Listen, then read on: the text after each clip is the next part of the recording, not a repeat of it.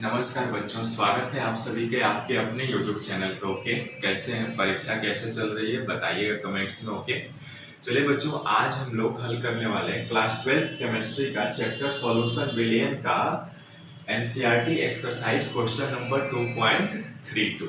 बहुत अच्छा क्वेश्चन है, लॉजिक वाला क्वेश्चन है। क्वेश्चन छोटा दिख रहा है लेकिन इसका कैलकुलेशन बहुत बड़ा है। उतना भी बड़ा नहीं है, ठीक है, डरिए मत, हल करना है, ठीक है। चलिए, क्या कह रहा है ये देखिए, ये कोई कंपाउंड दिया हुआ है, ठीक है, यानी ये एक ऑर्गेनिक एसिड है बच्चों, ठीक है। CH3 CH2 CHCl COOH, यानी इसका आप फंक्शनल ग्रुप कार्बोक्सिलिक एसिड है और Cl भी है। तो यहाँ पे क्या 2-क्लोरोब्यूटेनोइक एसिड इसका नाम है कि 10 ग्राम को, यानी ये कोई विलेय है, ऑर्गेनिक एसिड है, विलेय सॉल्यूट है, जिसकी वेट कितना है, यानी मास कितना है, 10 ग्राम है, तो 250 ग्राम जल में, यानी सॉल्वेंट जो है वो जल है, उसका कितना है, 250 ग्राम्स है, में मिलाने से होने वाले हिमांक का अवनमन की गणना कीजिए। मतलब ये है हिमांक डिप्रेशन इन फ्रीजिंग पॉइंट की गणना करनी है, और डिप्रेशन इन फ्रीजिंग पॉइंट की गणना किस फार्मूला से करते हैं, डेल्टा TF बराबर KF इंटू M, ठीक है, इस फार्मूला से।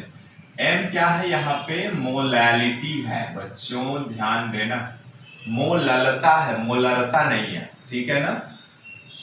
और मोललता बराबर क्या होता है, M बराबर होता है number of moles of solute divided by आपका सॉल्वेंट का वेट इन केजी, ये होता है। अब चूंकि यहाँ पे देखिए Ka यानी वियोजन स्थिरांक भी दिया है बच्चों, अब और Kf का मान भी दिया हुआ है, यानी इसका मतलब ये हुआ कि ये ऑर्गेनिक एसिड को जब आप वाटर में मिलाएंगे ना तो क्या होगा, इसका वियोजन होगा, यानी ये आयनों में टूटेगा, प्लस आयन में और माइनस आयन में टूटेगा, और जब टूटेगा यानी संयोजन और वियोजन होगा, यहाँ पे तो चूंकि वियोजन होगा तो वहां पे क्या होगा, आई फैक्टर्स काम करेगा, यानी आई का मान भी निकालना है हमें। तो ये तो फार्मूला हम जानते हैं कि थिएट्रिकल पार्ट में जब कैलकुलेशन करते थे तो डेल्टा TF बराबर KF इंटू M है, लेकिन चूंकि यहाँ पे वियोजन स्थिरांक भी दिया हुआ है तो यहाँ पे हम इसमें आई से भी मल्टीप्लाई करेंगे। अब देखिए बच्चों, हमें फाइनल जो आउटपुट देना है इस क्वेश्चन को सॉल्व करके, वो हमें आई का मान निकालना है, यानी इसको जब में आप डालेंगे तो कैसे ये डिसोसिएट हो रहा है उसकी कैलकुलेशन करनी है। उसके बाद KF का मान तो ऑलरेडी दिया हुआ है, मोलैलिटी भी कैलकुलेट करनी होगी, यानी इसकी कंसंट्रेशन जो है वो मोललता में निकालना है हमें बच्चों, ठीक है। बहुत आसान है, आइए हल करते हैं। थिएट्रिकल पार्ट जब हम लोग किए थे ना तो वहां पे ऑलरेडी हम लोग बना चुके हैं ऐसे प्रश्नों को, ठीक है। चलिए, सबसे पहले क्या दिया हुआ है, देखिए विलेय क्या है यहाँ पे, यानी weight of solute. Weight of solute क्या है बच्चों, ये 2-क्लोरोब्यूटेनोइक एसिड है, यानी इसका है CH3 CH2 CHCl COOH, इसका वेट कितना दिया गया है, 10 ग्राम्स दिया गया है, ठीक है। अब चूंकि जब वेट निकाल दिए आप तो मोलर वेट भी चाहिए, यानी मोलर मास जिसको आप कहते हैं, मोलर वेट ऑफ इसका 2-क्लोरोब्यूटेनोइक एसिड का CH3 CH2 CHCl COOH का मोलर मास निकालेंगे आप तो कितना आएगा, देखिए कार्बन कितने हैं, 1 2 3 4 कार्बन है ना, और एक कार्बन का 12 होता है, प्लस हाइड्रोजन कितने हैं, 3 2 5, एक 6 और एक 7, 7 हाइड्रोजन है। एक हाइड्रोजन का एटॉमिक वेट कितना होता है, 1 होता है, प्लस क्लोरीन का 35.5 होता है, प्लस 2 ऑक्सीजन है तो एक ऑक्सीजन का क्या होता है, 16 होता है, तो 2। अब इसका गुणा भाग कर लीजिए, ठीक है, 48 हो जाएगा, ये 7, ये प्लस 35.5 हो जाएगा, प्लस ये 32 हो जाएगा, ठीक है। जोड़िए कितना आएगा, 2 है ना, 5 2 7 7 14 14 और 8 22 के 2 2 बचा, ठीक है। 3 3 6 4 10 और 2 12 122.5 ग्राम मोल इनवर्स 1। ये हमारा मोलर वेट भी निकल गया बच्चों, ठीक है। तो अब हमें मोलैलिटी कैलकुलेट करनी है। मोलैलिटी कैलकुलेट करने से पहले मोलों की संख्या निकालनी होगी हमें, है ना। n क्या है, मोलों की संख्या है।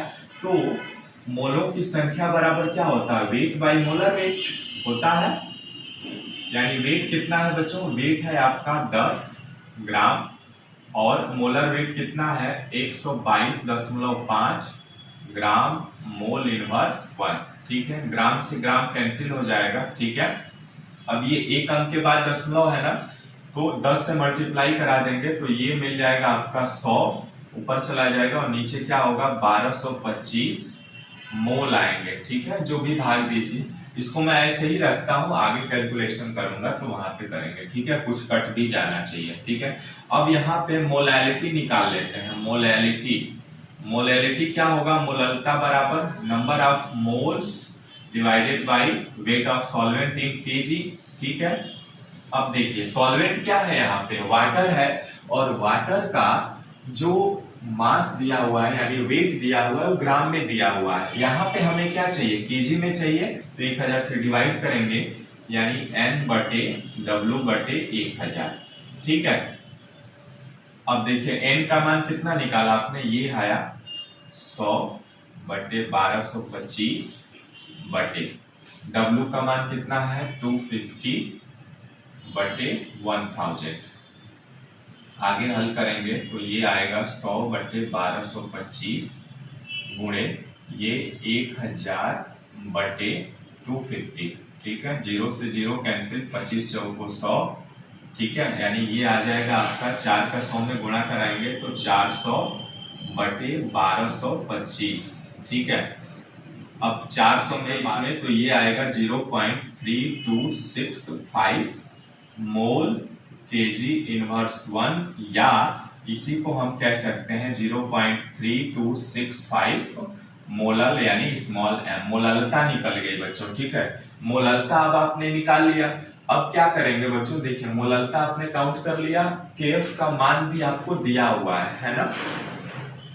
अब यहाँ पे मोलल स्थिरांक जो है वो आपको दे दिया गया है। अब चूंकि यहाँ पे जब मोलैलिटी हो गया तो अब आई चाहिए हमें। आई कैसे निकलेगा, आई निकालने के लिए अब इसका हम आयोनाइजेशन करेंगे, ठीक है। उससे हम आई का मान कैलकुलेट करेंगे।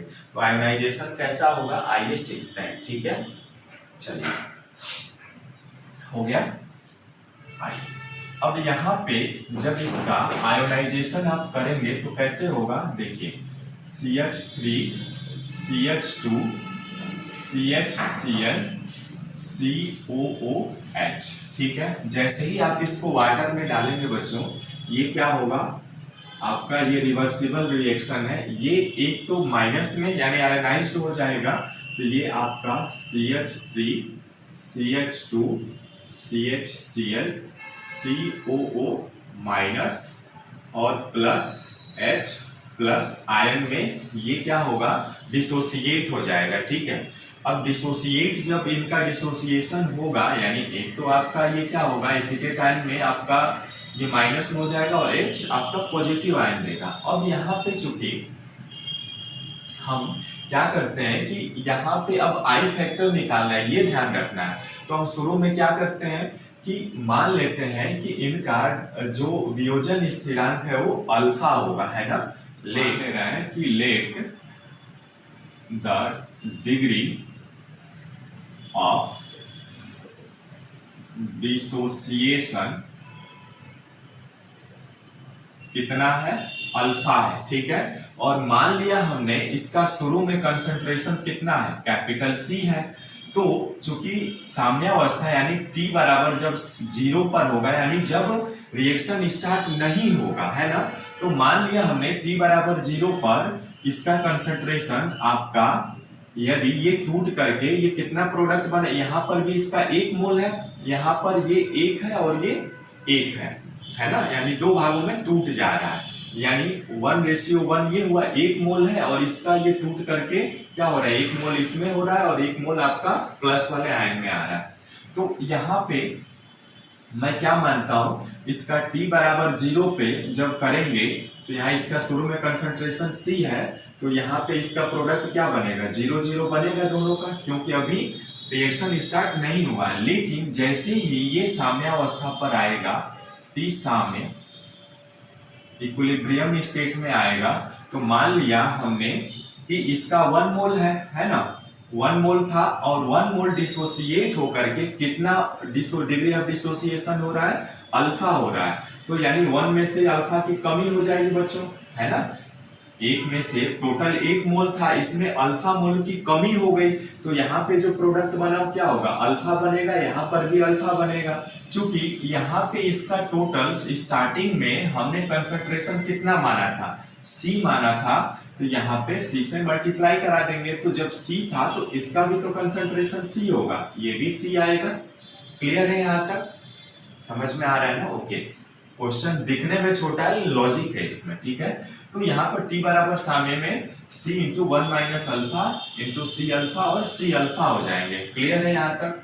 अब चूंकि हम जानते हैं, निकालेंगे तो वियोजन स्थिरांक को K से प्रदर्शित करते हैं, और K का क्या फॉर्मूला होता है कि वियोजन के पश्चात कुल मोलों की संख्या बटे वियोजन के पूर्व कुल मोलों की संख्या, है ना।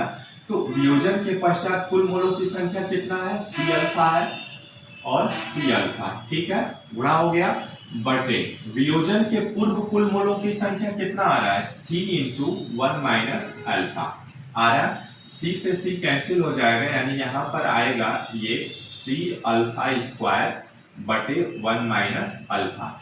अब चूंकि यहाँ पे ये जो एसिड है, ऑर्गेनिक एसिड है और बहुत वीक है, यानी दुर्बल अम्ल है एक प्रकार का, तो यहाँ पे दुर्बल अम्ल के लिए जो अल्फा यानी डिग्री ऑफ डिसोसिएशन होता है वो बहुत कम होता है, यानी इसको हम इग्नोर कर सकते हैं, ठीक है। यानी इसका मान, अल्फा का मान किधर टेंड करेगा, 0 के लगभग में टेंड्स करेगा, ठीक है। यानी अल्फा को इग्नोर करेंगे तो यहाँ पे हमें Ka बराबर मिल जाएगा C अल्फा स्क्वायर बटे 1, क्योंकि 1 मोल की तुलना में आपका जो डिग्री ऑफ डिसोसिएशन है इस ऑर्गेनिक एसिड के लिए इग्नोर हो जाएगा, अर्थात लगभग हमने 0 मान लिया, ठीक है।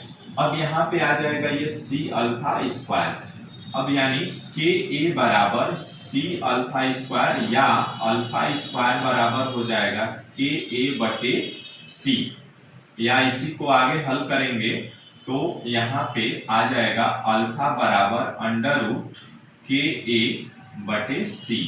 अब चूंकि देखिए यहाँ पे आप K का मान दिया हुआ है, कितना दिया हुआ है बच्चों, 1.4 इंटू 10⁻3, ठीक है। और C का मान, ये C क्या है, कंसंट्रेशन है। अभी आपने कंसंट्रेशन मोललता निकाला था आपने कितना, 0.3265 है ना, 0.3265, ठीक है। अब इसका कैलकुलेशन करेंगे आप तो ये आ जाएगा आपका, देखिए यहाँ पे मैं ये 10⁻3 है ना, तो इसको लिख सकता हूँ 1.4 बटे 1 2 3 तो 0 बढ़ा लेता हूँ, 0.3265 आ गया, ठीक है।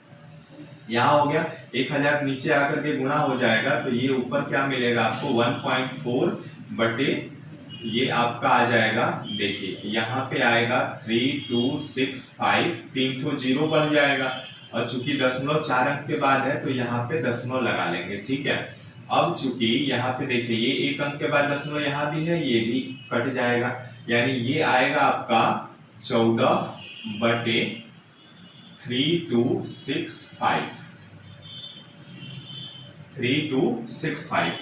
अब चूंकि 3265 में 14 से आप भाग देंगे तो 14 से भाग देंगे तो ये कितना आ जाएगा बच्चों, यहीं पर मैं लिख रहा हूं, यहाँ पे जैसे आप भाग देंगे 14 में इतना, तो अल्फा बराबर ये अंडर रूट आ जाएगा 0.00428, ठीक है, ये लगभग आएगा। अब इसका वर्गमूल निकालेंगे आप तो ये आएगा आपका 0.065, अब इसका वर्गमूल आप निकालेंगे तो अल्फा का मान कितना आ गया बच्चों, अल्फा का मान आ गया 0.065 आ गया, यानी अल्फा क्या है, डिग्री ऑफ डिसोसिएशन हुआ, यानी यहाँ पे अल्फा इतने की कमी हो रही है उसमें डिग्री ऑफ डिसोसिएशन में, ठीक है। अब चलिए, अब यहाँ पे जब अल्फा का मान निकाल लिया आपने तो अब हमें क्या चाहिए, आई का मान चाहिए।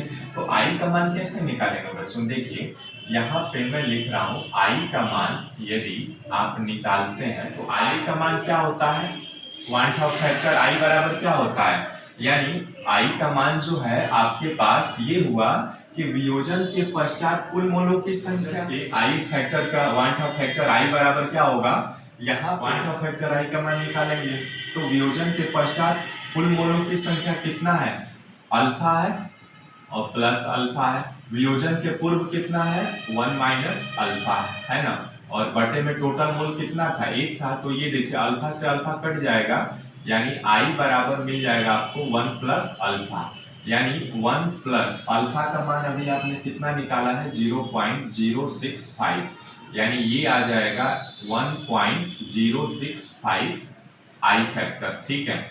ये आपका आई फैक्टर का मान निकल गया। अब जब आई का मान निकल गया तो यहीं पे हम आसानी से ये डेल्टा टीएफ का मान निकाल सकते हैं, यानी डेल्टा टीएफ बराबर ये आपका आ जाएगा आई इंटू के एफ इंटू एम, आई का मान 1.065 गुणे के एफ का मान कितना है आपके सामने 1.86, ठीक है, और m का मान आपने निकाला है, ये है आपके सामने 0.3265, ठीक है, इसका मल्टीप्लाई करा 0.647 केल्विन आएगा, ठीक है।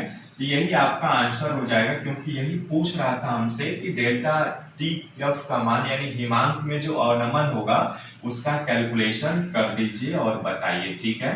तो ये फाइनल टच आपको ये मिला, डेल्टा टीएफ बराबर इतना, ओके। आशा करता हूँ समझ में आया होगा बच्चों, मिलते हैं फिर नेक्स्ट वीडियो में। देखो सीखने को मिला तो प्लीज चैनल को सब्सक्राइब लाइक कर लीजिए और शेयर करिएगा, ओके।